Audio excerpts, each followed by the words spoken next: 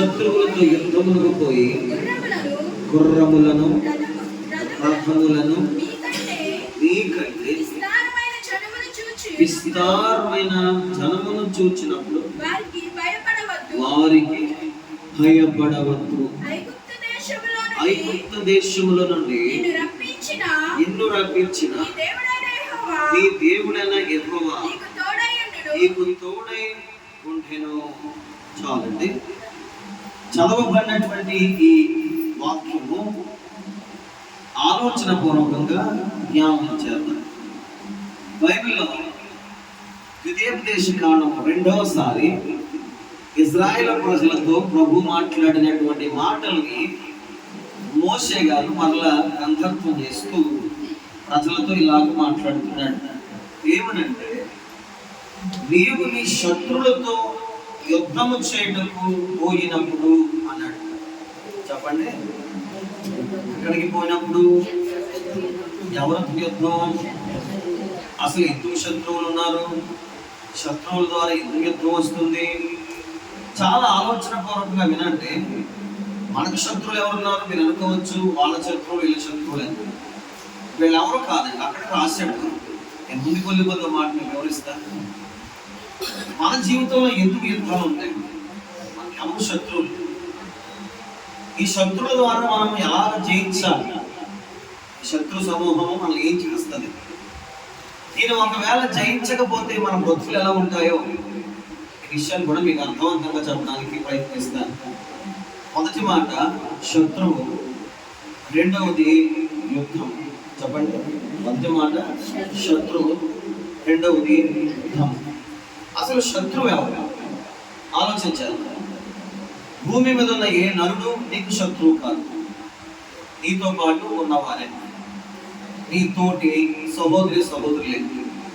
వారి ప్రభువులో ఉన్నా ప్రభువు లేకపోయినా ఏ మనిషి కూడా మనకు శత్రువు కాదు. అన్యుడైనా ఎవరైనా సరే మనుషుడు శత్రువు కాదు. మరి ఎవరు శత్రువు అంటే మనకు తెలుసు. బైబిల్ గ్రంథంలో ఒకడు ఉన్నాడు, వాడి పేరు అపవాది. ఈరోజు వాడు శత్రువు అని దానికన్నా ఇంకొక శత్రువు కూడా ఉంది. ఆ శత్రువు ఏంటో మీకు నేను వివరంగా చెప్తాను. మొదటి శత్రువు అపవాది. చెప్పండి, గట్టిగా మాట్లాడాలి. అపవాది. బైబిల్ గ్రంథంలో అపవాది శత్రువు అని ఎందుకనంటే, దేవుని పిల్లల్ని దేవుని చేతుల నుండి, దేవుని ఆలోచన నుండి పాడు చేయడమే ఇడి పని. అందుకే దేవునికి మనకి మధ్య వైరము కలిగించేవాడు శత్రువు కనుక, ఆ శత్రువు పేరు అపవాది కనుక ఈ అపవాది మొదటి శత్రువు. ఇది మనందరికీ తెలిసిందే. అయితే ఇక్కడ ఇంకొక చిన్న మాట ఆయన మాట్లాడుతూ ఇలా అన్నాడు. ఏమని అన్నాడు? మరలా చదువుతాం. నీవు నీ శత్రువులతో యుద్ధమునకు పోయి గుర్రములను రథములను నీకంటే విస్తారమైన జనమును చూచినప్పుడు వారికి భయపడవద్దు. ఒక మాట రాశాడు. ఐగుప్తు దేశములో నుండి నిన్ను రప్పించిన నీ దేవుడైన యెహోవా నీకు ఏ దేశం నుంచి రప్పించాడు? అది ఇశ్రాయేలు ప్రజల కోసం చెప్తున్నాడు. ఇశ్రాయేలు ప్రజలు 430 సంవత్సరాలు లేదా 450 సంవత్సరాలు కఠినమైన బానిసత్వం చేశారు. ఐగుప్తులు ఎవరు? ప్రభుని నమ్మని వారు. చెప్పండి, ప్రభుని నమ్మని వారు. వీళ్ళ ఆశ ఏంటో తెలుసా? ఐగుప్తులో ఇశ్రాయేలు ప్రజల విషయంలో వీళ్ళ ఆశ ఏంటో తెలుసా? నిర్గమకాండ మొదటి అధ్యాయం మీరు తెరవక్కలొద్దు, నేను చెప్పేస్తాను. ఇశ్రాయేలు ప్రజలు ఆ దేశంలో ఉన్నప్పుడు వీరు కోరుకుంది ఎవరికి? ఐగుప్తీయులకి. ఐగుప్తులకు ఉన్న కోరిక ఏంటంటే, ఆ దేశంలో ఉన్నటువంటి ఇశ్రాయేలు ప్రజలు వృద్ధి చెందకూడదు. మరి ఆలోచన చెప్పండి. ఐగుప్తు ప్రాంతంలో ఉన్నటువంటి ఇశ్రాయేలు ప్రజల విషయంలో ఐగుప్తులు ఏ ఆలోచనతో ఉన్నారు తెలుసా? నిర్గమకాండం మొదటి 2 అధ్యాయాలు చూడగలిగితే వారి ఆలోచన వీళ్ళు వృద్ధి చెందకూడదు, మొదటి విషయం. రెండవది, వీళ్ళు ప్రత్యేకించి వదిలకూడదు. మూడవది, వీళ్ళకు స్వేచ్ఛ ఉండకూడదు. ఈ 3 ముఖ్యమైన కారణాలు.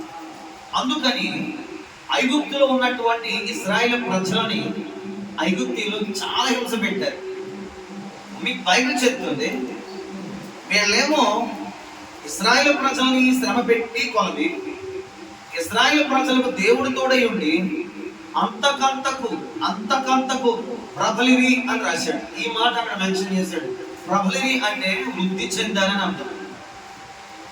శత్రువు ఎవరో తెలుసా? బాగా గుర్తెట్టుకోండి. శత్రువు ఎవరో తెలుసా? నీ వృద్ధిని కోరుకోకుండా ఎవరైతే ఉంటారో వాడు శత్రువు. అందుకే దేవుడు మొదటి మాటలో ఏం చెప్పాడు? ఆది కాలంలో మన నరులు చేసిన తర్వాత వాళ్ళకు బ్లెస్సింగ్ ఇచ్చాడు. ఏంటి బ్లెస్సింగ్ అంటే, మీరు ఫలించి అభివృద్ధి పొంది విస్తరించాలి. దేవుని ఆలోచన మీరు వృద్ధి చెందాలి, మీరు ఫలించాలి, మీరు దీవించబడాలి అనేది ప్రభు ఆలోచన. ఈ ఆలోచన పాడు చేయడం పని ఎవరిదంటే శత్రువుకి. ఆ శత్రువు ఆలోచన ఏంటంటే మిమ్మల్ని వృద్ధి చెందనివ్వకూడదు. ఐగుప్తులో ఉన్నవారు వృద్ధి చెందారు. ఎక్కడున్నవారు? ఐగుప్తులో ఉన్నవారు. ఐగుప్తులో ఉన్నటువంటి ఇశ్రాయేలు ప్రజలు ఎందుకు వృద్ధి చెందారంటే దేవుడు వాళ్ళకు తోడై ఉన్నాడు కనుక. ఈ మాట ఇక్కడ అలాగే ఒక మాట చెప్తాను. ఐగుప్తు అనగా రక్షించబడిన క్రైస్తవుడికి పాత జీవితంతో సమానం. చెప్పండి. ఐగుప్తు అనగా రక్షించబడినటువంటి క్రైస్తవులకి పాత రోత జీవితంతో సమానం, అనగా లోకపరమైన జీవితంతో సమానం. అయితే ఆ ఐగుప్తు అనే లోకములో మనం బ్రతికినప్పుడు చేయి విడిచిపెట్టకుండా, ఏమాత్రం కూడా మనం మర్చిపోకుండా, పక్కన 1000 మంది పడినా, కుడి పక్కన 10,000 మంది కూలినా అపాయం అనేది నీ వద్దకు రాకుండా సురక్షితంగా ప్రభు నిన్ను కాపాడి పాలు తేనెలు ప్రవహించే ఆ ఉన్నతమైన దేశంలో దేవుడు కానాను దేశంలో ఇశ్రాయేలును నడిపించినట్లుగానే రక్షణ, సంఘానుభవము, పరిశుద్ధాత్మ, ప్రార్థన జీవితము, భక్తి జీవితము, విశ్వాస జీవితము చేయడానికి దేవుడు మనల్ని ఏం చేశాడంటే అద్భుతమైనటువంటి సంఘములు మనం దేవుడు చేర్చాడు. దేవునికి స్తోత్రం చెప్పండి. దేవునికి స్తోత్రం చెప్పండి. వాళ్ళు ఐగుప్తులు కూడా వృద్ధి చెందడానికి కారణం ఎవరు చెప్పండి? దేవుడు. ఈరోజు మనం ఒకప్పుడు పాప జీవితంలో లోకపరమైన బ్రతుకుల్లో కూడా బ్రతికినప్పుడు కూడా ఎందుకు సురక్షితంగా ఉన్నామో కారణం చెప్పండి? దేవుడు. లోకంలో ఉన్న మనిషి బ్రతుకుతున్నాడని కారణం చెప్పండి? దేవుడు. లోకంలో విడిపించబడ్డానికి కారణం చెప్పండి? దేవుడు. లోకంలో ఉన్న మనం కూడా ఆ రోజుల్లో ఆహారం తిన్నా, వస్త్రాలు ధరించుకున్నాం, కారణం చెప్పండి. వీటికి కారణం ఎవరంటే తెలిసే దేవుడు. లోపల మనం ఉద్యోగాలు చేసుకుని వ్యాపారం చేసి వృద్ధి చెందాం, దీనంతటి కారణం చెప్పండి? మనం ఆ రోజుల్లో చేసిన పవిత్రత బట్టి కాదు సుమా, లేకపోతే విగ్రహాలను బట్టి కాదు సుమా. ఇదంతా దేని బట్టి అంటే ఐగుప్తు దేశంలో ఇశ్రాయేలు ప్రజలు తోడుగా ఉన్న దేవుడే లోకంలో బ్రతికిన మనకు కూడా దేవుడు తోడై ఉన్నాడు. కారణం ఏంటంటే ఉన్నతమైనటువంటి రాజ్య పరిస్థితులు ప్రభు పెడదామనే ఆలోచన. ఇప్పుడు చెప్పండి, ప్రధానమైన శత్రువు అపవాది. రెండవ శత్రువు ఎవరంటే ఐగుప్తు అనే లోకం. చెప్పండి. మనలో చెబుతున్నాను, ప్రధాన శత్రువు సాతానుడు మనకి. అలాగే రెండవ ప్రధానమైన అద్భుతమైన ముఖ్యమైన శత్రువు అంటే ఐగుప్తు అనగా పాత జీవితం లేదా లోకపరమైన జీవితం. మహిళ చెప్పి లోకములో ఉన్నది శరీరాశయం, నేత్రాశయం, జీవడం, ఇవి తండ్రి వల్ల పుట్టినవి కావు. లోకములో ఉన్నవి చాలా ఉన్నాయి. లోకములో ఉన్నవన్నీ కూడా తండ్రి వల్ల పుట్టినవి కావు. తండ్రి వల్ల పుట్టినవి ఏంటి మరి? లోకములో ఉన్నవన్నీ కూడా తండ్రి వల్ల పుట్టకపోతే ఎవరి వల్ల పుడతాయి? ఎవడ వల్ల పుడతాయి అంటే సాతాను అనగా శత్రువు చేత పుట్టబడ్డాయి. గమనించండి, అవి మంచివా అంటే ఏ మాత్రం మంచివి కావు. అసలు మనకు యుద్ధాలు లేవు. నీకు తెలుసా? నరుని జీవితానికి యుద్ధం లేదు, నరుని జీవితానికి శ్రమ లేదు, నరుని జీవితానికి అసలు మరణమే లేదు, నరుని జీవితానికి అసలు ప్రయాసమే ఆయాసమే లేదు.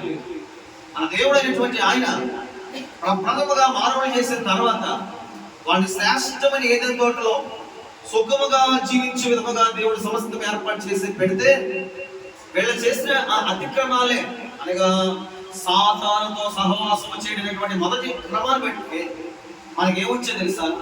మరణం వచ్చింది, ప్రయాసం వచ్చింది, చెమట వచ్చి కష్టపడవలసిన అవసరం వచ్చింది. అందులోనే మరొక మాట, యుద్ధాలు చేయవలసిన పరిస్థితి వచ్చింది. ఏంటి యుద్ధాలు? బ్రతకడమే యుద్ధం. ఏమిటి యుద్ధాలు? ఈ జీవితంలో అనేక శ్రమలు అనుభవించడమే యుద్ధం. ఈ జీవితంలో ఎన్నో శోధనలు, కష్టాలు, ఇవే మనకి కంటికి కనబడినటువంటి యుద్ధాలు. చాలా మంది యుద్ధాల్లో ఓడిపోతున్నారు, మరికొంతమంది నిరాశపడిపోతున్నారు, మరికొంతమంది విశ్వాసాలు సనగిలిపోతున్నారు, మరికొంతమంది భక్తిలో వెనకబడిపోతున్నారు, మరి కొంతమంది దేవుని ఆశ్రయించలేకపోతున్నారు. మరి కొంతమంది విశ్వాస స్థితులు తగ్గిపోతున్నాయి. మరి కొంతమంది క్రమంగా దేవుని గణపరచలేకపోతున్నారు.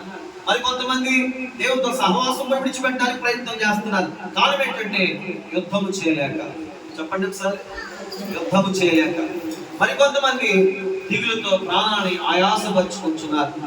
ఎవరు ఎలా ఉన్నా ఈ దినాన దానికి మూల కారణం ఏంటంటే వారు జీవితంలో ఎదురవుతున్నటువంటి ఆ పనులే, అనగా అనుకూలము కాని వ్యతిరేకమైన పరిస్థితుల్ని జయించలేక, నిలబడలేక, సాధించలేక ఈ విషయంలో నువ్వు కృంగిపోతున్నావు.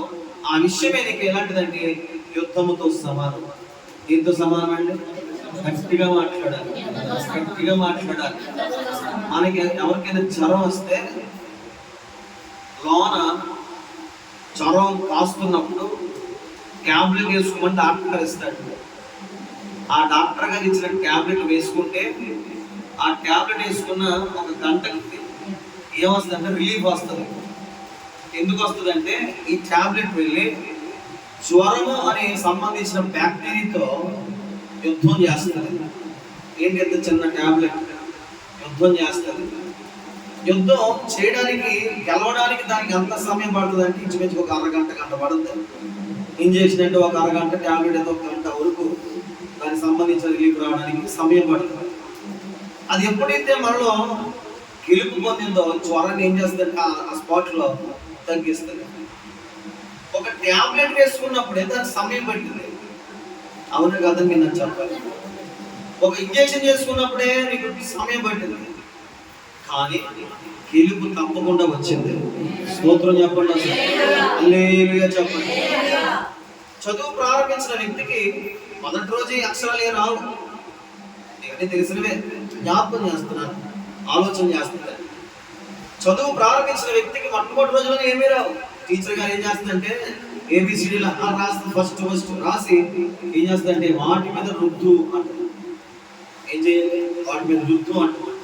ఈ రుద్దడం అలవాటైన తర్వాత కొన్నాళ్ళకి టీచర్ గారు ఏ నాయన అంటే రుద్దిన బట్టి వాడి చేతికి, అలవాటైపోయినటువంటి చేతికి, కళ్ళతో చూసినటువంటి చేతికి, అనుభవించినటువంటి చేతికి, గుర్తు పెట్టేసుకున్నటువంటి తన హృదయానికి, తన చేతికి టీచర్ ఎప్పుడైతే వచ్చి చెప్పిందో ఏ రాయరా ఆ రాయరా అనగానే వీడు ఏం చేస్తాడంటే వెంటనే దాన్ని చేయగలుగుతాడు.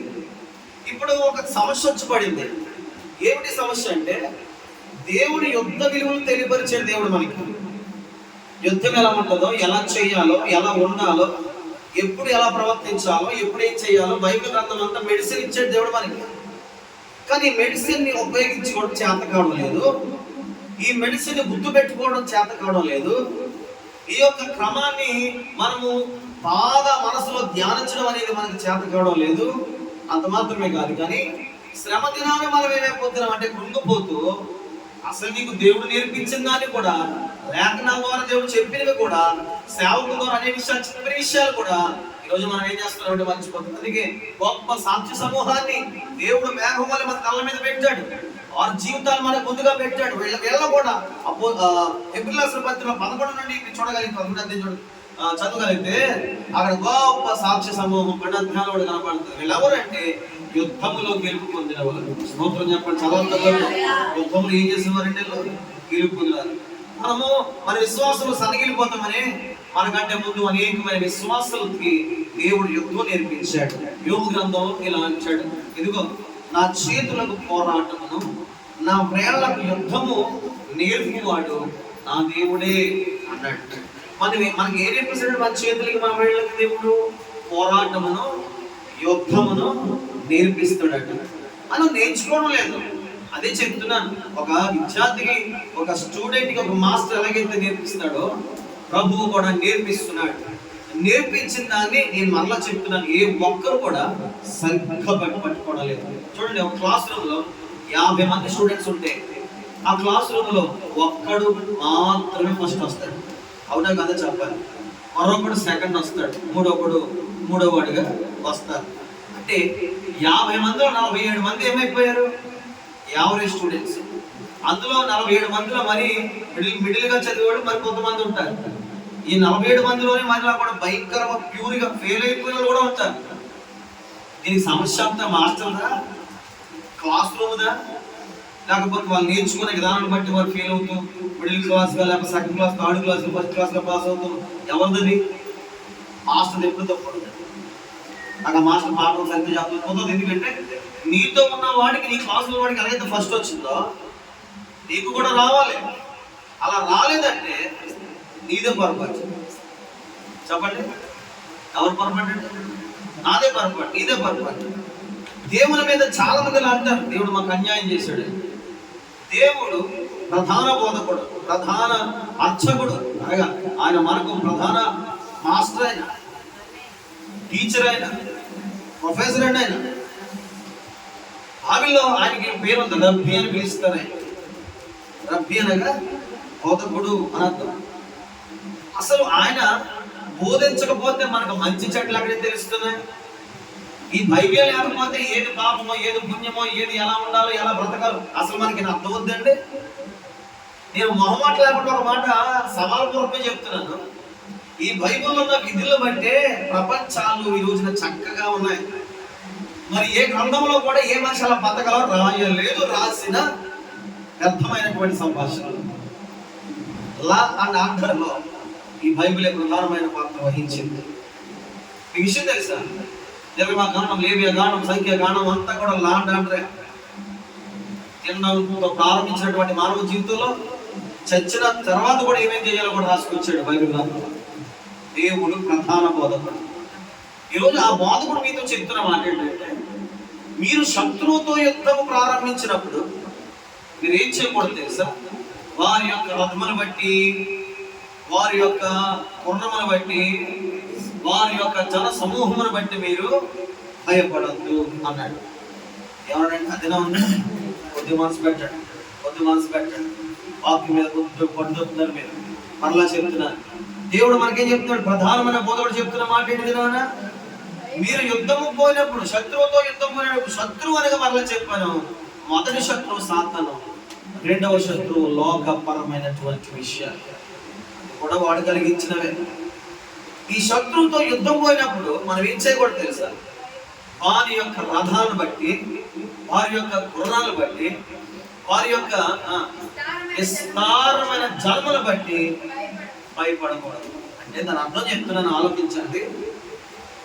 మన బలము కంటే, మన కంటికి కనబడే మన బలము కంటే లోక పాపము బలమే చాలా ఎక్కువగా కనబడుతుంది. అవునంటారా కాదంటారా?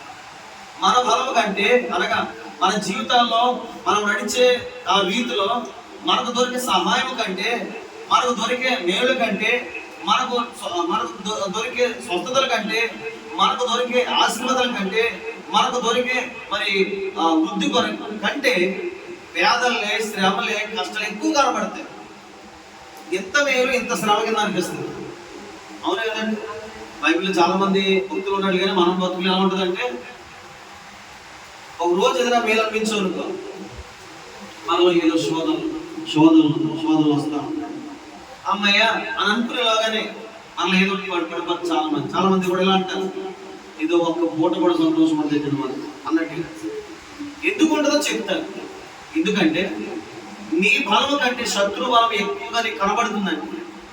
ఒక లోపం ఉంది. ఏంటంటే నువ్వు భయపడు. చెప్పండి, గట్టి మాట్లాడండి. నీ దేవుని శక్తి లేకపోతే నీకున్న ఆ ఔన్నత్యము కంటే నీకు సాతాను యొక్క క్రియలు, లేకపోతే ఈ కష్టాలు, ఈ శోధనలు ఎక్కువ కనబడుతున్నాయి. దాని అర్థం ఏంటంటే నువ్వు భయపడుతున్నావు. భయపడుతున్నారు, చాలా భయపడుతున్నారు. అందుకే వారి రథాలు, వారి గుర్రాలు, వారి విస్తారమైన జన సమాజం చూసి భయపడిపోతారు. అది రథాది కష్టాలు, శోధనలు, ఇబ్బందులు, ఆర్థిక బాధలు, తెగుళ్ళు, రోగాలు, సమస్యలు, మానసిక ఒత్తులు, బుద్ధి లేకపోవడం, కలిసి రాకపోవడం, ఆశించినంత నష్టం, ఇవన్నీ కూడా ఏంటో తెలుసా?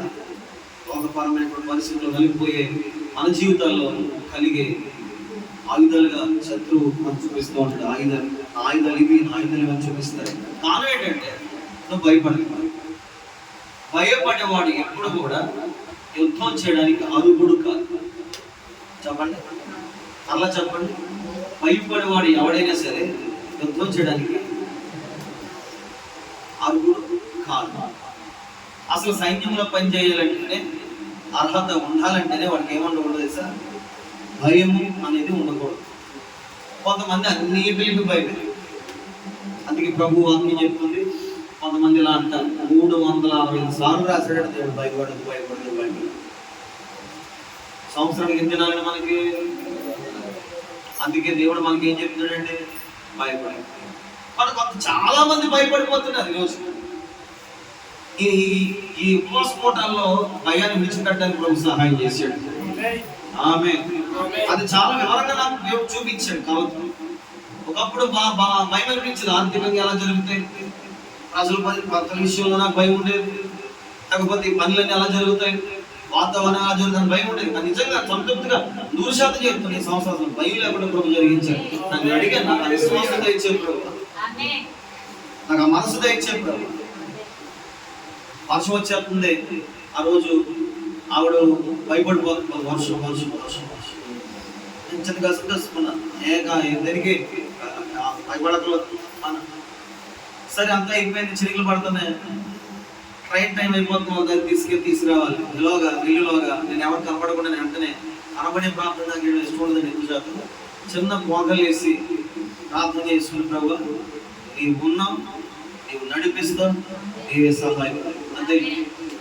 స్టేషన్కి వెళ్ళాను, వర్షం ఆగిపోయింది.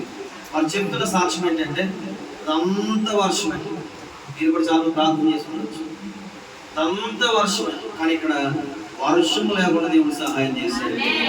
నువ్వు భయపడితే శత్రు బలం ఎక్కువైపోతుంది.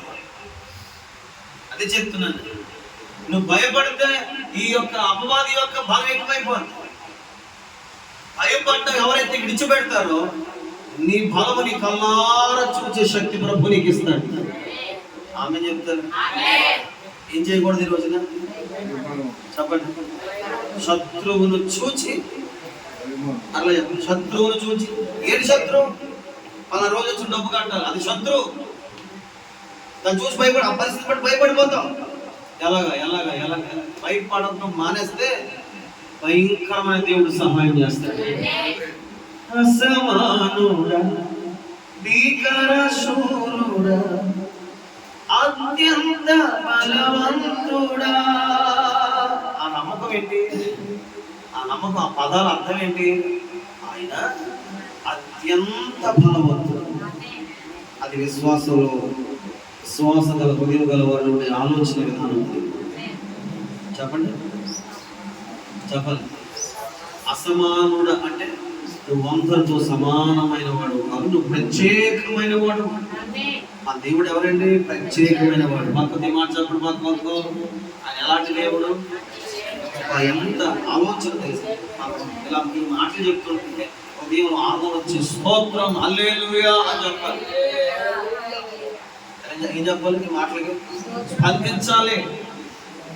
రిప్లైగా మనం ఈ వాక్యము చెవుల ద్వారా వింటున్నప్పుడు విశ్వాసంలో హృదయంలోకి వెళ్తున్నప్పుడు ఆ విశ్వాసం వల్ల తిరిగి స్పందించాలి. ఆమేన్ హల్లెలూయా కనపరచట్లేదంటే మీకు విశ్వాస హృదయంలోకి వెళ్ళట్లేదు. విశ్వాసకి హృదయం వేరేగా ఉంటుంది. విశ్వసించే హృదయం నీ హృదయంలో ఉంటుంది. అది కామన్గా ఉండదు. విశ్వసించే హృదయం ఉన్నవాడికి వాక్యం వినబడేసరికి బలం వచ్చారు. స్తోత్రం చెప్పండి. హృదయం కావాలి మీకు. దేవుని దగ్గర అడగండి, నాకు విశ్వసించే హృదయం తెచ్చాడు. ఏ హృదయం? విశ్వసించే హృదయం. ఆ విశ్వసించే హృదయం లేకపోతే ఎన్ని వందల మాటలు చెప్పినా అద్భుతంగా దేవుడు మాట్లాడిన, స్వయం వచ్చి మాట్లాడిన ఆ మాట పట్టుకోలేదు. అలా చెప్తే ఆలోచించండి, వాక్యం దృష్టి పెట్టండి. శత్రువును చూచి భయపడితే యుద్ధం చేయడానికి కూడా పనిచేయదు. నా మాట మీకు అర్థమైందా? శత్రువు చూసి భయపడేవాడు అసలు యుద్ధం చేయడానికి, అసలు యుద్ధ భూమిలో వెళ్ళడానికి కూడా అవకాశం లేదు మనకి.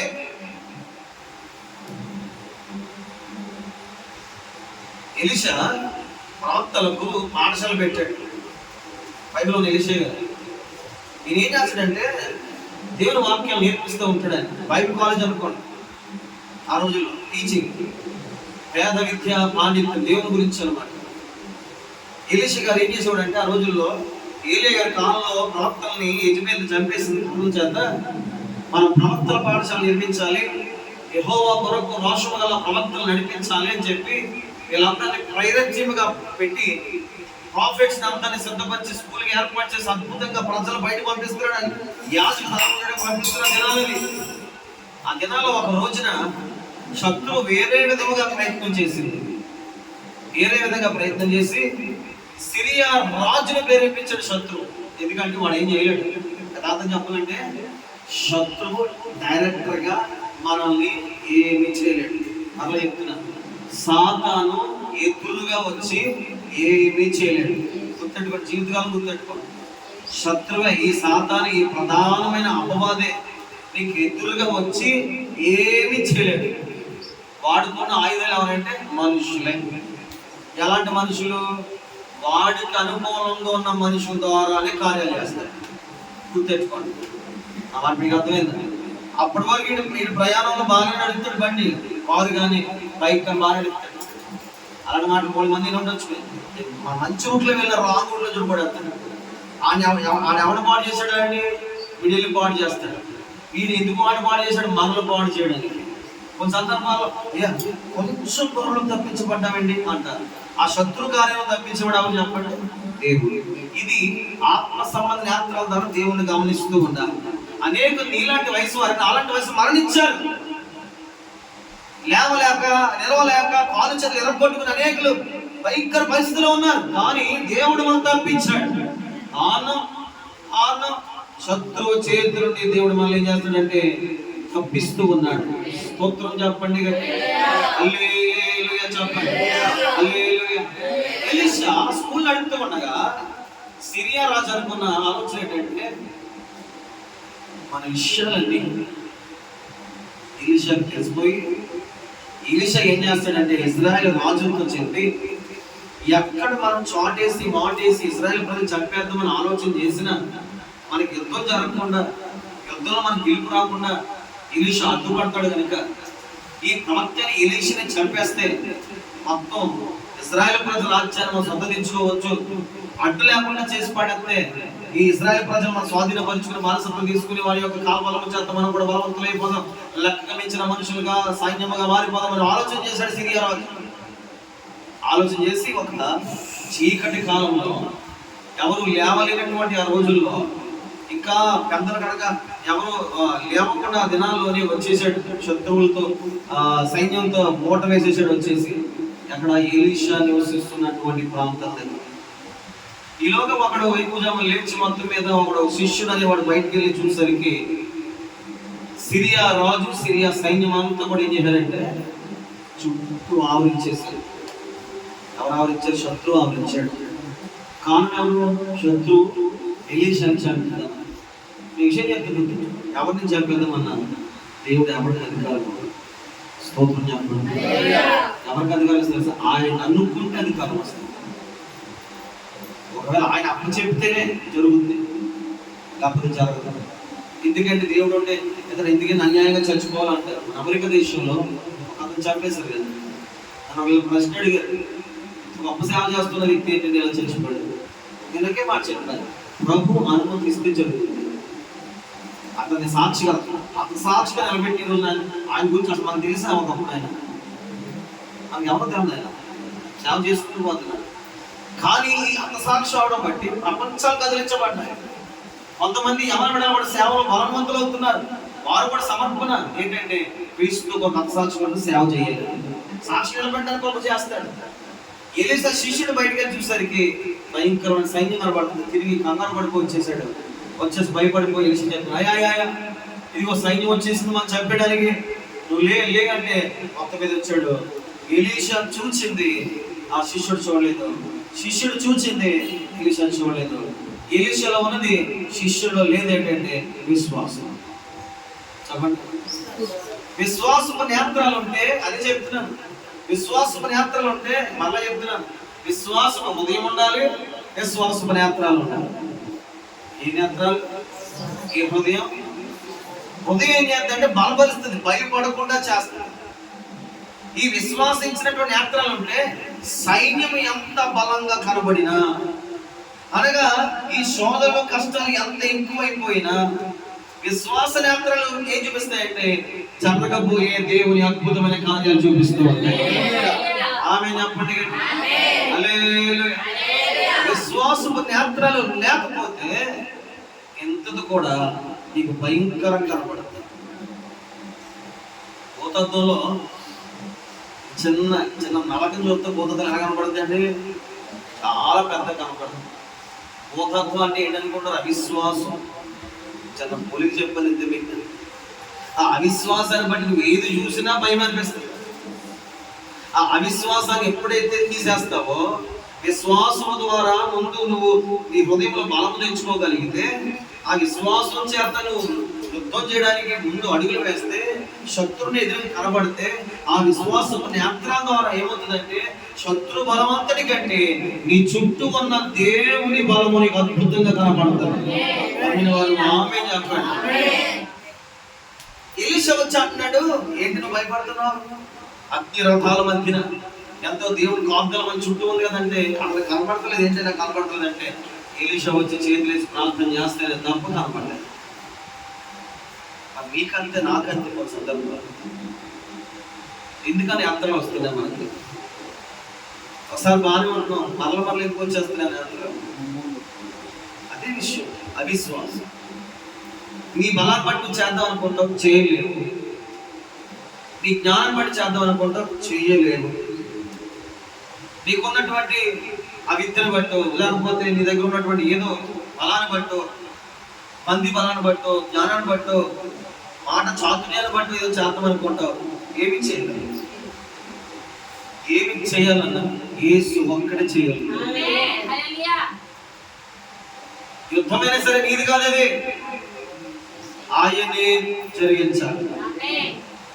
ఏం చేయాలంటే విశ్వాసము డాన్ని పట్టుకుని నిలబడాలి. రండి చూసుకుందాం, రానివ్వండి. దావీదుని అడిగాడు సౌలు, నేను చిన్నపిల్లల్లో ఉన్నావు, మరి యుద్ధం వచ్చా నీకు? రాదే. మరి కత్తి పట్టుకోవడం వచ్చా? రాదండి. మరి నువ్వేం చేస్తావు? నాకేమి రాదు. కొన్ని ఎప్పుడైనా యుద్ధంలో పాల్గొన్నావా? పాల్గొనలేదండి. మరి శత్రుడు ఎలా చెబుతావు? తెలియదండి. మరి ఏం బట్టి వెళ్తున్నారా అంటే ఒకటే చెప్తున్నాడు, నేను నా యెహోవాను బట్టి యుద్ధానికి వెళ్తున్నాను. క్రైస్తవ జీవితంలో మనకు ఉన్నటువంటి ఒక బలం ఏంటంటే దేవుడు. ఆ దేవుని బట్టి బ్రతుకు కొనసాగించాలి. కథల లేక నా బ్రతుకు ముగించపోక నీవు కదా నేనున్నానని చెప్పి ధైర్యపరిచినటువంటి దేవుడు యేసయ్య. ఎవరు కథలు మన జీవితం లేకపోయింది అంటే బలిష్ఠులు అయిపోయారు, ఐశ్వర్యంతులు అవుట్ అయిపోయారు. కానీ ఇంకా మనం ఇలా బ్రతుకున్నామంటే దాని అర్థం ఏంటంటే దేవుని యుద్ధంలో జయం ఇవ్వడానికి ఇంకా ఉంచాడు దేవుడు. ఆత్మహత్య చేసుకునేవాడు ఎవరు తెలుసా? యుద్ధం చేయలేక చచ్చేవాడు. అసలు వీళ్ళకి యేసు ప్రభు అని నోరు తెరిచి అనడం కూడా అనర్హులు, భక్తిహీనులు. కొంచెం చెప్పాలంటే అసలు వీళ్ళ యేసు ప్రభుని వెంబడించుకుని ఉండమే మంచిది. దేవునికి స్తోత్రం చెప్పాలి. మాట్లాడు. నీవు నీ శత్రువు యుద్ధం పోయి గుర్రలను రథములను నీకంటే విస్తారం జనములు చూచినప్పుడు వారికి భయపడవద్దు. ఐగుప్తు దేశములో నడిపించిన నీ దేవుడు యెహోవాని తోడై ఉన్నాడు. అర్థం చెప్తున్నాను, గుర్తెట్టుకోండి. ఆల్రెడీ ఒక సెక్షన్ అనగా ఐగుప్తు అనే లోకంలో బతికి మనం క్రీస్తులోకి వచ్చాం. ఆ లోకంలో ఎన్నో పరిస్థితులు కూడా శ్రమలు ఎదురయ్యాయి. ప్రభుని ఎరగనప్పుడు ఎన్నో ఇబ్బందులు కూడా వచ్చాయి. ప్రభు ఎరిగినప్పుడే కాదు, ప్రభుని ఎరగనప్పుడు కూడా, ఎరగలేనప్పుడు కూడా శ్రమలు, రోగాలు, కష్టాలు, ఇబ్బందులు లోకంలో బతికినప్పుడు కూడా ఎన్నో వచ్చాయి. వచ్చినా కూడా తప్పించి తీసుకొచ్చాడు కదా, శ్రేష్టమైన సంఘంలో చేర్చాడు కదా. నేను అక్కడే తప్పించినప్పుడు గుర్తెట్టుకోండి, ఐగుప్తుని తోడుని తప్పించినప్పుడు ఇక్కడ ఎందుకు నేను తప్పించలేదు? అక్కడే అన్ని కార్యాలు చేసినప్పుడు మరి అధికమైన కార్యాలు చేయగల దేవుడు నీవు తోడని భయపడదని చెప్తున్నాడు దేవుడు. అంటే చూడండి, అర్థం ఏంటంటే అక్కడే తోడేమనంటే ఇంకా అధికంగా దేవుడు ఇప్పుడు కూడా తోడుగా ఉంటాడు. అక్కడే జయించాడంటే ఇంకా అద్భుతమైన జయమిస్తాడు.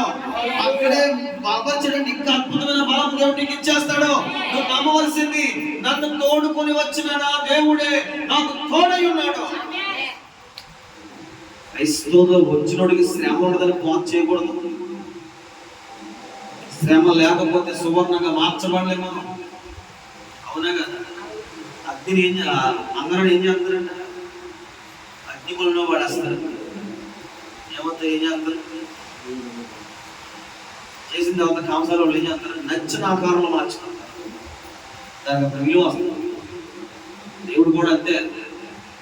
ఏదో ఆకారం చేద్దాం అనుకుంటున్నా, నేను మంచి ఆకారంలో పెడదాం అనుకుంటున్నాడు. నేను మీ ఇంటి ఈ బిడ్డల్ని, ఈ యొక్క కుటుంబ సభ్యుల్ని ఒక మంచి ఆకారంలో తనకు విలువైన వ్యక్తిని మార్చుదాం అనుకుంటున్నాడు. ఒక సందర్భంలో అగ్ని పరీక్షలు ఎదురవుతాయి. ఏమన్నా తెలుసా? దానియేలు బాధపడే చెప్పండి, శత్రువుల నుంచి బాధపడే చెప్పండి, గట్టిగా మాట్లాడాలి. యోబు చచ్చిపోతే చెప్పాలి.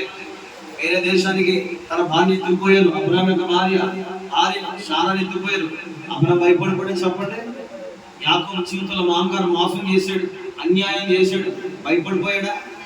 అతను తిరిగి తన తండ్రి ఇంటికి వెళ్ళినప్పుడు తనకు వాక్ వినబడింది, అరే నీ ఎవరు చంపేస్తాడు అని చెప్పినప్పుడు యాకోబు భయపడిపోయాడా? భయపడలేదు. ఏం చేశాడు? మోకాళ్ళు వేసి ప్రార్థన చేశాడు. అబ్రాహాం అంతే, ఇస్సాకు అంతే, యాకోబు అంతే. కాందేశంలో వెళ్ళిపోయి యోసేపు భయపడిపోయాడా? భయపడలేదు. చెరసాలలో పడేశారు, భయపడిపోయాడా? భయపడలేదు. ఇలా భక్తుల జీవితాలు చూస్తే ఎన్నో ఎన్నో ఎన్నో ఇబ్బందులు వస్తాయి.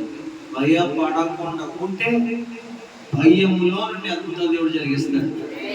భయపడితే ఏది చేయలేదు. కరోనాలో చెప్పిన విషయం పెట్టి చాలా మంది భయించా చచ్చిపోయారు. చాలా ఏం చేద్దండి? భయించి ఏమయ్యా బాబు, నాకు కూడా కరోనా వచ్చేసిందా, అదే చచ్చిపోతానా?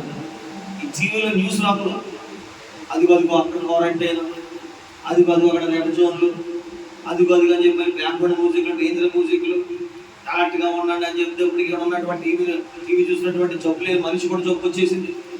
అంతెందుకు, మామూలు జ్వరం వస్తే నాకు భయంకరమైన భయం వచ్చింది. ఆ రోజుల్లో పిల్లగండి ఎక్కడ ఉండకూడదని చెప్పి ఒక 4 ఉన్న 14 రోజులు పోయి రోజుకి 10 యాభై మిగితే భయంకరమైన గ్యాస్ట్రిక్ ఫామ్ అయిపోయింది. ఆ గ్యాస్ట్రిక్ గ్యాస్ ఇంటికి తినేస్తుంది. పట్టుకుని భయం భయం భయం కాబట్టి భయపడితే ఏం వస్తుంది చెప్పండి? భయపడితే ఏమి రాదండి, అన్ని నష్టాలు వస్తాయి. అందుకే చెప్తున్నాడు, దేవుడు చెప్తున్నాడు, నేను ఐగుప్తులోనే తోడై ఉన్నట్టుగా నేను యుద్ధం చేయడానికి వరకు తీసుకొచ్చాను. దాని అర్థం ఏంటంటే ఎక్కను కూడా నీకు తోడై ఉంటాను. గట్టిగా చప్పట్లు కొడుతూ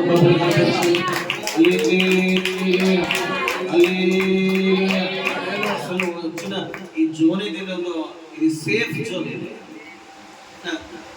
చెప్పండి, ఆయన చేతి నీడలో లేకపోతే ఆయన చేతి హస్తంలోనే ఉన్నావు. ఒకప్పుడు లేవు, ఇప్పుడు వచ్చావు. బైబిల్ ఏం చెప్పాడు?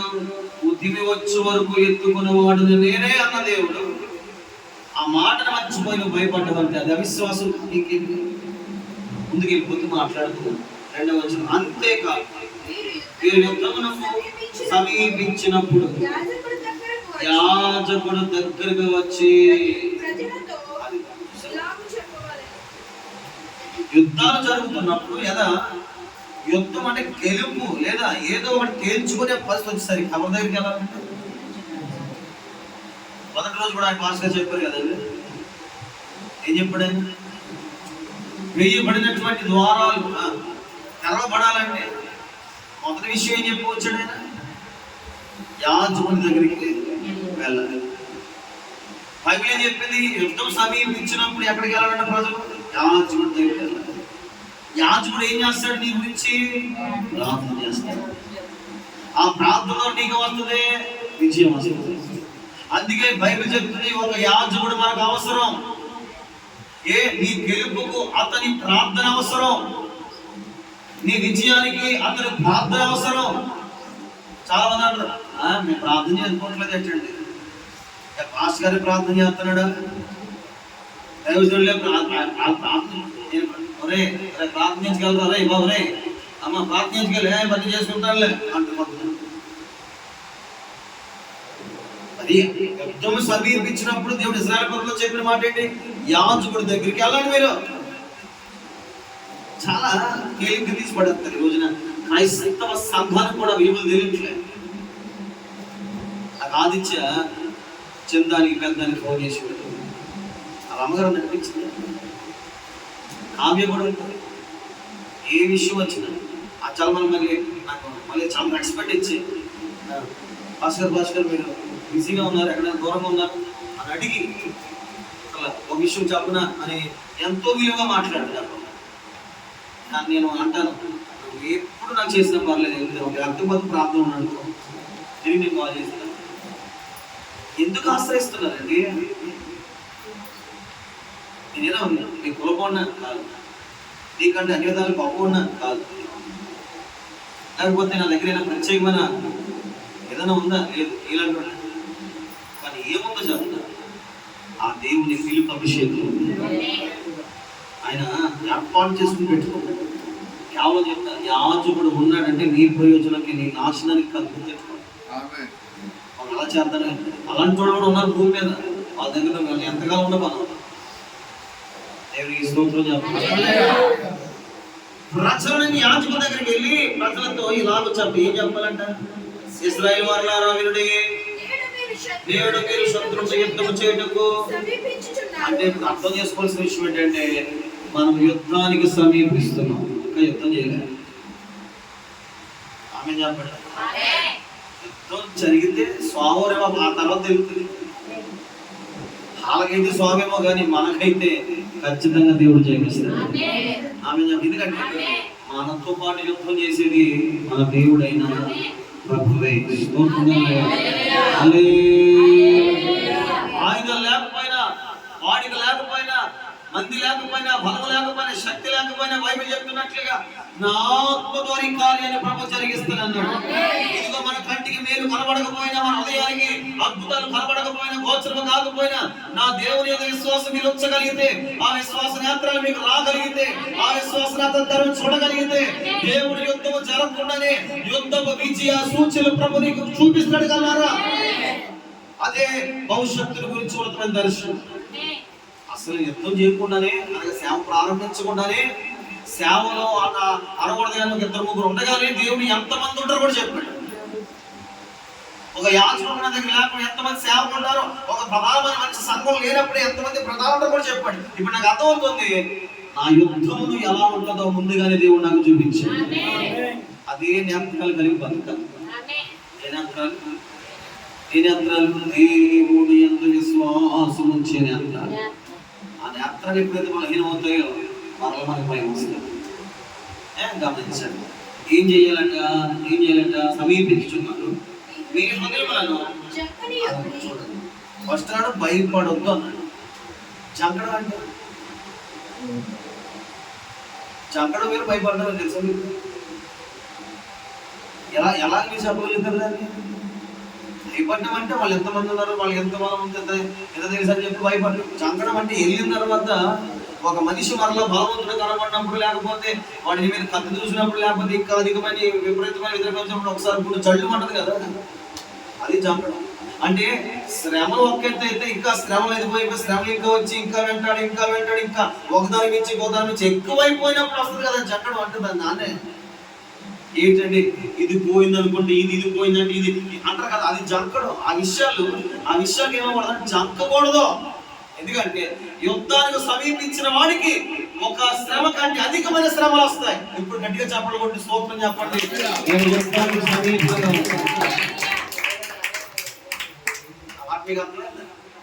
యుద్ధానికి సమీపించే వాడికి ఒక శ్రమ కాదు, అధికమైన శ్రమలు వస్తాయి. ఇప్పుడు ఈ మాట పట్ల మనం అర్థం చేసుకోవాల్సింది ఏంటంటే, నేను యుద్ధానికి సమీపంగా ఉన్నాను. ఎవరి జీవితంలో అయితే 1, 2, 3, 4 అధికంగా ఒకటి ఎక్కువైపోతుంది. అర్థం ఏంటంటే, దేవుడు నేను యుద్ధానికి సమీపంగా తీసుకెళ్ళి పెడుతున్నాడు. ఆ యుద్ధానికి సమీపంగా పెడుతున్నాడు కాబట్టి నీ హృదయాన్ని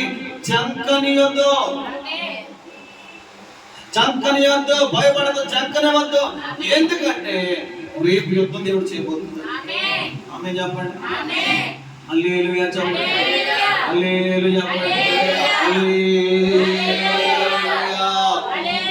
పట్టుబడిసారిగా నేను 9th లో క్రికెట్కి సెలెక్ట్ అయ్యాను. పిచ్చి క్రికెట్ ఒక విషయం చెప్తాను ఈరోజు, ఎందుకు సడన్గా గుర్తొచ్చింది. ఇప్పుడు వరకు ప్రతిరోజు గ్రౌండ్లో ప్రాక్టీస్ చేసేవాడు. రేపు పొద్దున మ్యాచ్ ఫస్ట్ మ్యాచ్ ఈవెంట్ పడుతుంది మ్యాచ్. సార్ త్వరగా వచ్చాడు, రాత్రి త్వరగా పడుకోండి, రాత్రి ఇలా ఈ ఫుడ్ తినండి అని చెప్పాడు, ఇలా ఉన్నాడు అని చెప్పాడు, బాగా మాట్లాడు. త్వరగా పడుకొని మీరు చక్కగా మీకు నిద్ర సంపూర్తిగా సరిపోవాలి, నిద్రలేమి ఉండకూడదు, మీకు వెళ్ళిపోండి అనుకుని పంపిస్తాడు.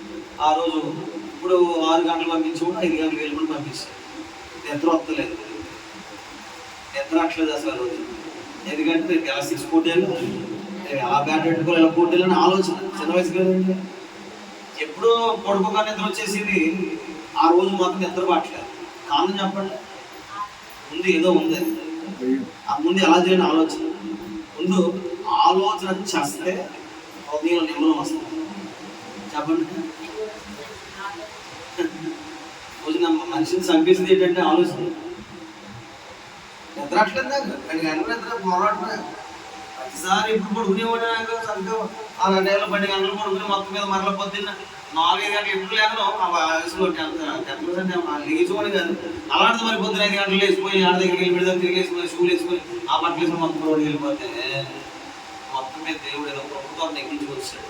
దేవుడికి మాట, నీ ఆలోచనలు నియంత్రించుకునే శక్తిని కొనలేదు. యుద్ధం సాఫీగా జరుగుతుంది. ఆలోచన ఎక్కువైపోతే నీ నిద్ర ఉండదు, నెమ్మది ఉండదు. ఒక మాట, సుఖంగా బతకలేదు, సుఖంగా ఉండలేవు. ఆ మాట కదా, విస్తారమైన ఆలోచన మనిషిని కృంగదీస్తుంది. అందుకే చెప్తున్నాను, దేవుడు దేన్ని జయించమని చెప్తున్నాడంటే అసలు శత్రువు బలము, శత్రువు యొక్క నైపుణ్యం ఇదంతా నీకు వద్దు. దాన్ని విడిచిపెట్టు, దాన్ని మర్చిపో. నువ్వు కూర్చున్న ఆలోచన చేసిన అసలు ఏది వద్దు, నువ్వు జంకొద్దు. యుద్ధం చేయడానికి అర్హత విశ్వాసం అయితే, ఆ విశ్వాసాన్ని నాశనం చేసేది అవిశ్వాసం అయితే, ఆ అవిశ్వాసంలో ఒక బలమైన, అవిశ్వాసానికి బలమైన ఆయుధం ఏంటంటే ఆలోచన. నా మాట మీకు అర్థమయ్యే మంత్రాలు ఏం చెప్తున్నా, మంత్రాలు సంకల్ప వాక్యం తెలుసు. అవిశ్వాసం ఒక ఆయుధం అయితే, అవిశ్వాసంలో ఒక రకమైనటువంటి యుద్ధ పరికరం దానికి ఏంటంటే ఆలోచన. మా ఊడు కూడా చాలా ఆలోచన చేస్తూ ఉంటాడండి.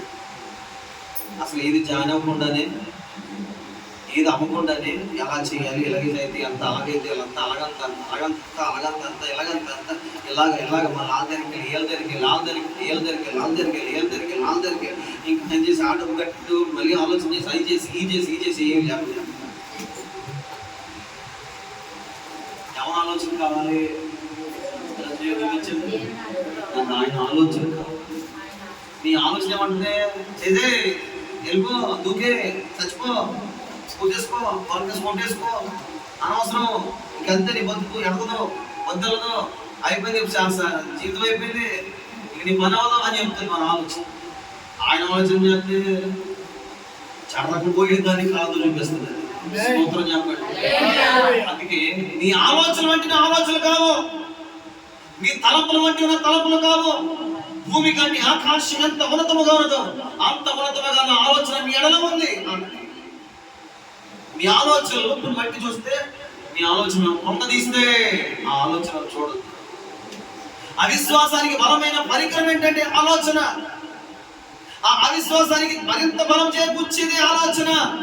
ఈ ఆలోచన కానీ చెప్పుకోగలిగితే విశ్వాసపు ఆలోచన మనలో ఉంది. ఆ ఆలోచన ఆయనే ఉంటాడు. స్తోత్రం చెప్పండి. కాబట్టి యుద్ధం చేసేవారా, యుద్ధం మీకు సమీపించకూడదు. మీ హృదయాల్లో మీరు చంకొద్దు. అలా చంకకుండా మీరు ఏం చేయాలో తెలుసా? చంకుడి, భయపడకుడి, వనకుడి. మాట్లాడి చంకొద్దు, భయపడొద్దు. చెప్పండి సార్, చెప్పండి. ఏం చేయకూడదు? చెప్పండి సార్. వనకూడదు. వనకడం అంటే లేదు, భయం వృద్ధి అయిపోతే వరకొచ్చారు. అసలు భయమే వద్దు అనుకుంటే కొంతమంది భయాన్ని వృద్ధి చేసుకుంటారు. ఈ భయం కూడా దేని బట్టి వద్దు తెలుసా? ఆలోచన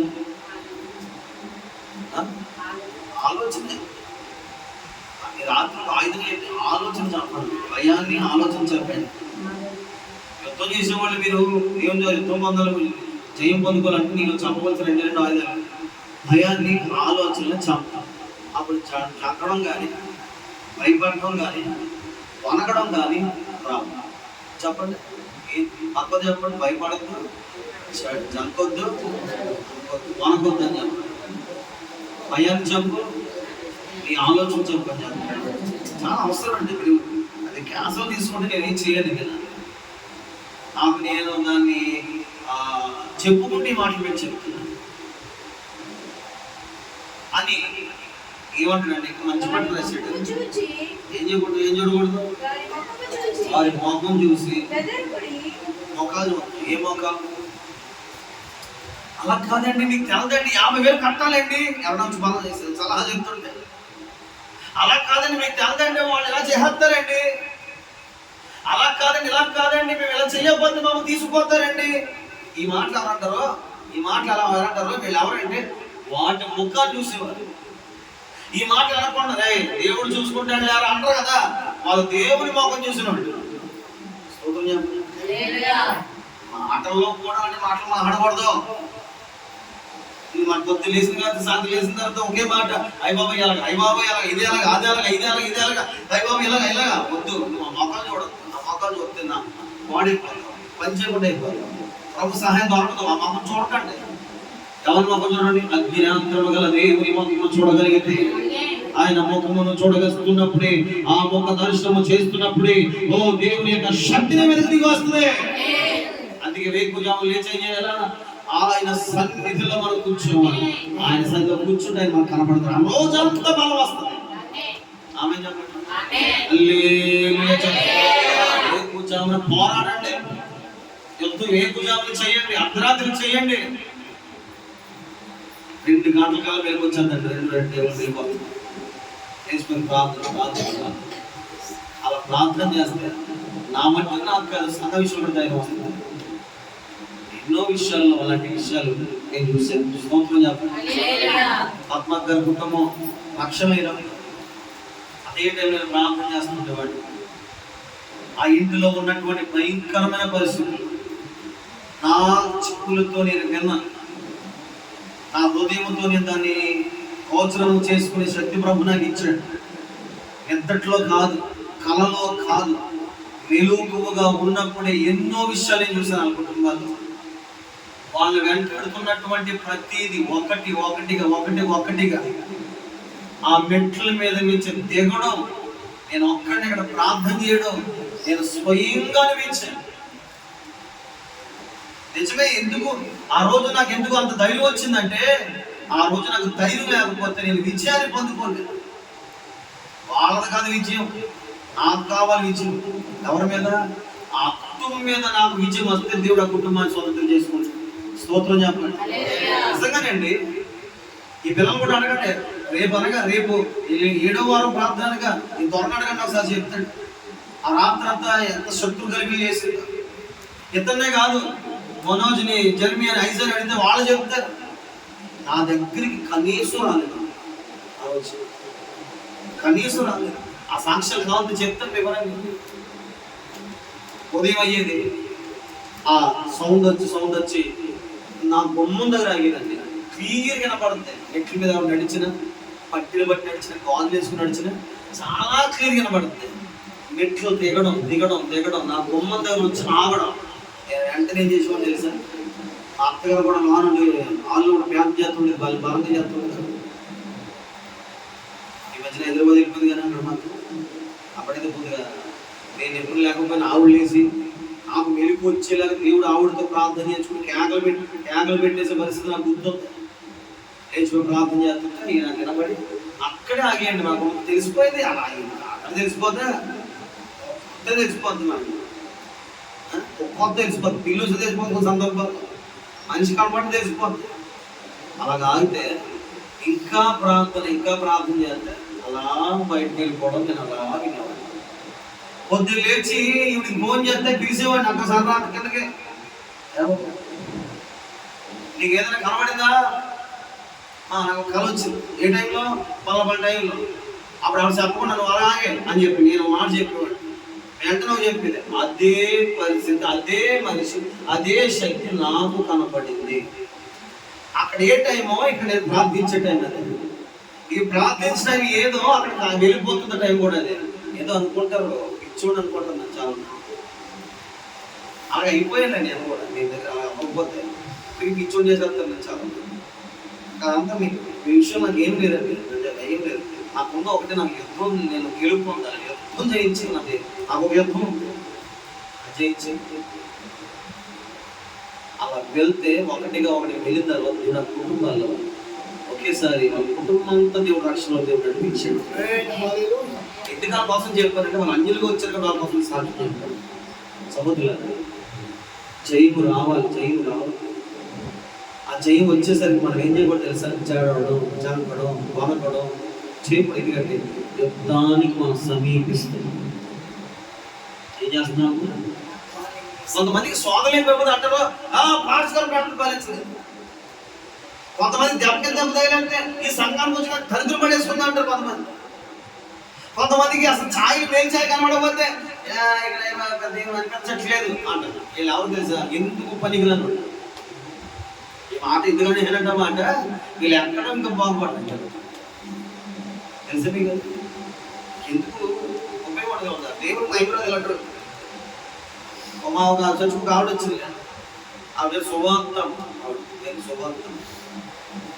ఒక చోట ఆల్రెడీ ఎక్కడో ఏదో చేసుకుని వచ్చేసి నా దగ్గరికి.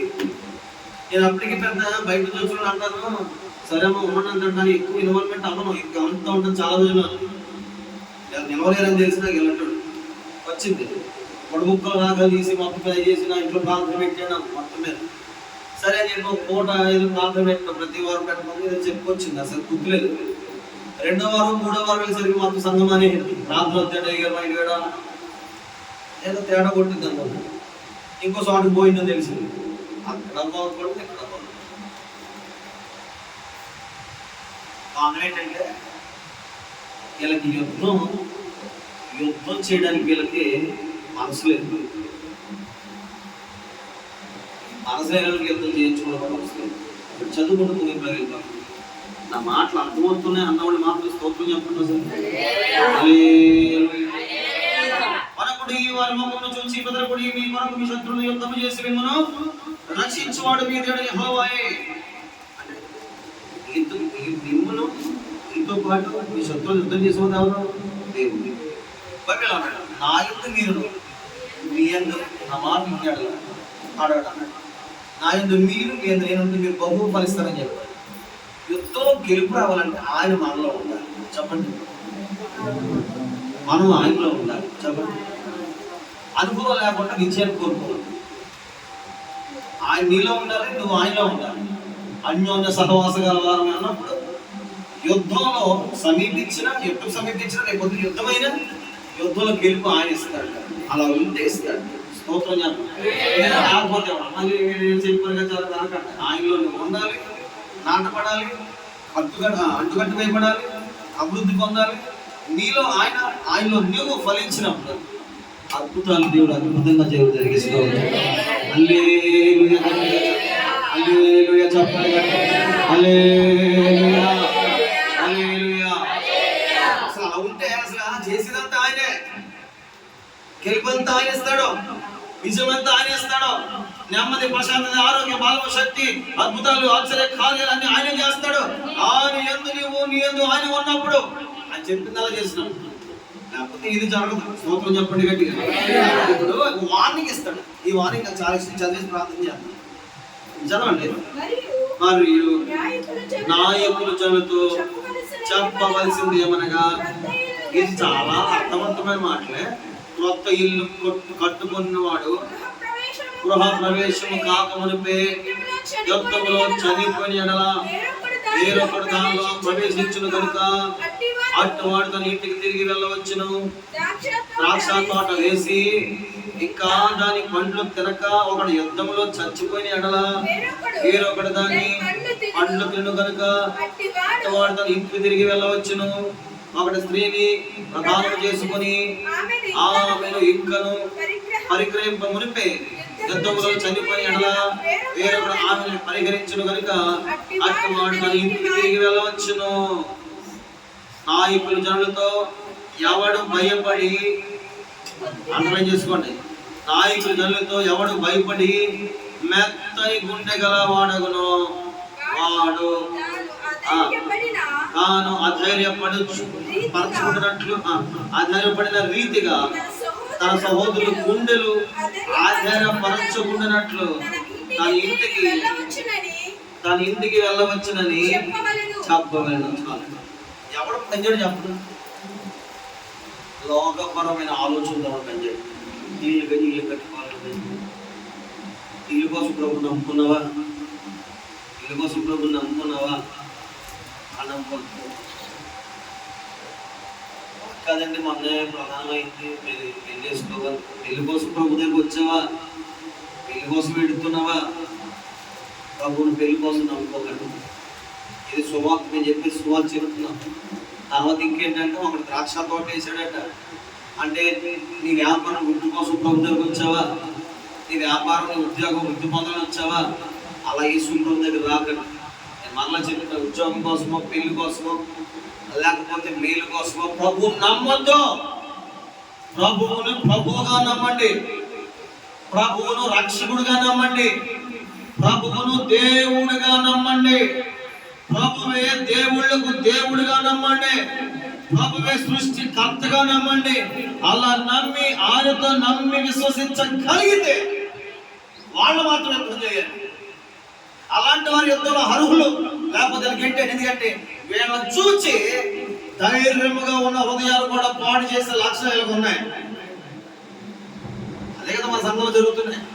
వచ్చారు కదా 2 కుటుంబాలు వచ్చాయి, కార్యాలు జరగలేదు, పారిపోయారు. సంఘంలో కుదిరిపోయారు, ఏడు మానేశారు.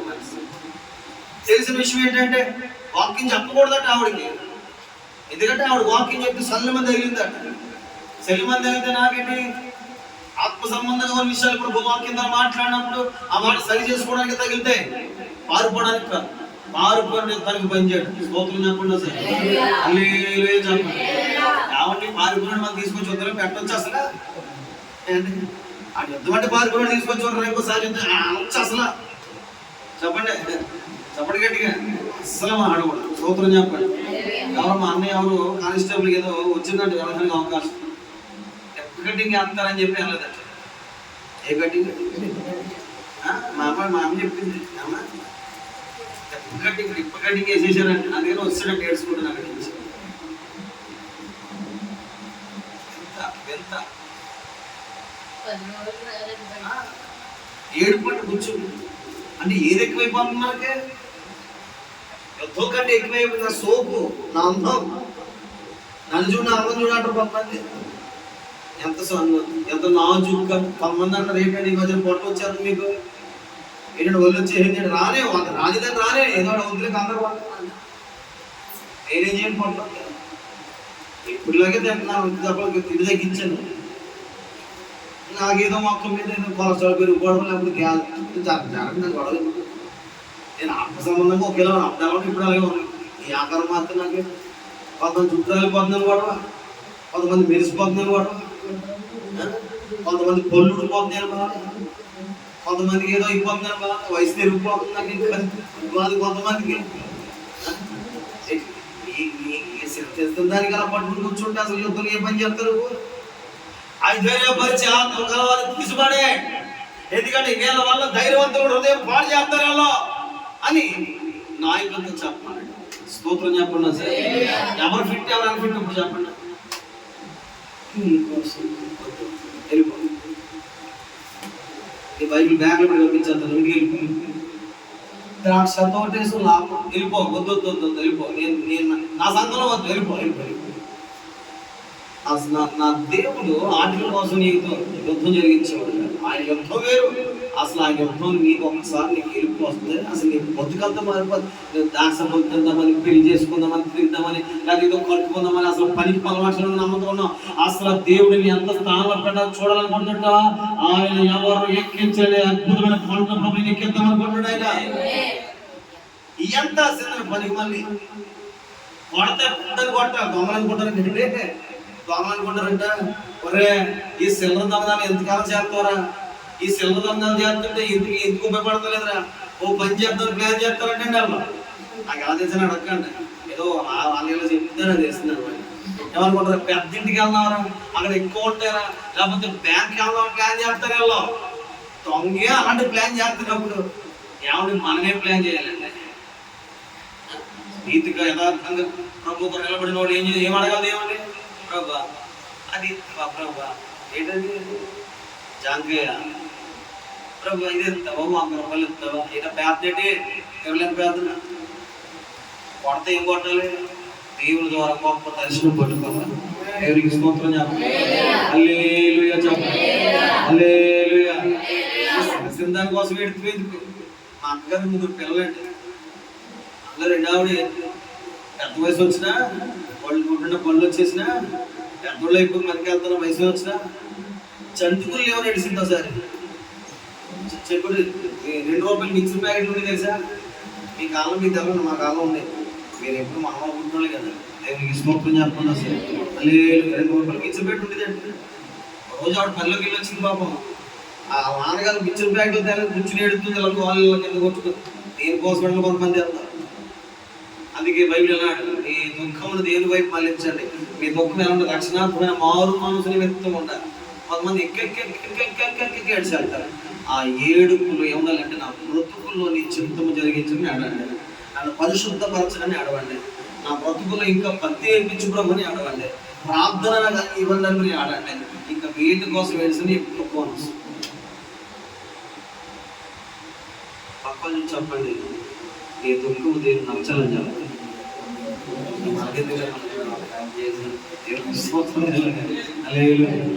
ఒక్కండి ఏమనుకోవడానికి అలా నీళ్ళు గడవకున్నారా,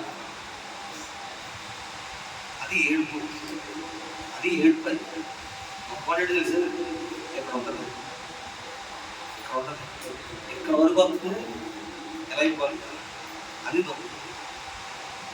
ఏడుపు కన్నీళ్ళు అది వేరు. దుఃఖం బైబిల్ దుఃఖపడువారు ఏమవుతారంట, శోధార్చి కాకులు మార్చి. అలాంటి హృదయంతో నువ్వు ఉంటే యుద్ధాన్ని పని చేయాలి. అలాంటి వాళ్ళు అలాంటి వాళ్ళు తిరిగి ఇంట్లో పంపించండి, ఇలా మనకు వద్దు. అదే వాక్యం మీకు చెప్తుంది. అవిశ్వాసంతో ఉన్నా లేకపోతే ఏదో చిన్న చిన్న అవసరాలు బట్టి వచ్చామంటే యేసు ప్రభువుని అలా చూడకండి. అంటాడు గారు, నేను కాంటాక్టాను, నువ్వు వస్తే గుడికించుకుంటాను, నేను ఏం చేస్తాను, ఇలా చేస్తాను, అలాంటి ముఖంలో ఒక్కడి దేవుని దగ్గర నా పొద్దు నీకు ఇస్తాను. రక్షణలో నిలబడి నా ఇల్లంతా మందిరానికి వస్తాం, మేము ఎలా నీ కొరకు సమర్పణ చేసుకుని ఉంటాం, ఇలాగా నీ కొరకు పరిశుద్ధంగా బతుకుతాం, ఎంత ప్రార్థన మేము చేస్తాం, సేవ పరిచయ సహకారంలో ఉంటాం. ఇలాంటి మొక్కలు మొక్కండి. ఆ మొక్కలు నీకు దేవుని ఇంటికి దీవెన. దేవునికి స్తోత్రం చెప్పండి. మరలా ఈ రాత్రి ఒక మాట చెప్పి ప్రార్థనకి వెళ్ళిపోతాను. యుద్ధం సమీపిస్తుంది, ఆమె చెప్పండి. సార్ యుద్ధం సమీపిస్తుంది, ఆమె చెప్పండి. యుద్ధం సమీపిస్తుంది, ఆమె చెప్పండి. యుద్ధం సమీపిస్తుంది, ఆమె చెప్పండి. యుద్ధం జరిగిన తర్వాత విజయం కూడా సమీపిస్తుంది. ఆ విజయాన్ని మన దేవుడు మన చేతులకు అప్పచెప్పబోతున్నాడు.